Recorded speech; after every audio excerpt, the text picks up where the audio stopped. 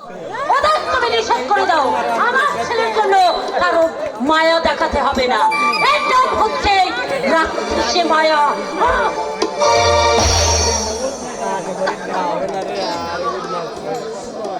দেব, কাছে আয় বাপি, আমার কাছে আয় না।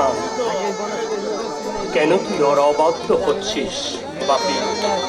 কেন তুই ওর অবাধ্য হচ্ছিস? যাবো, কিন্তু মা দিদাকে দাদুকে ধাক্কা মারলো কেন? দাদাকে ফেলা দিয়ে ফেলে দিল কেন? এর বিচার তোমাকে করতে হবে বাবা। দেবু, তোমার মা বাবাকে যারা শ্রদ্ধা করে না, তো আমি তাদের শ্রদ্ধা করব কেন? দেবু,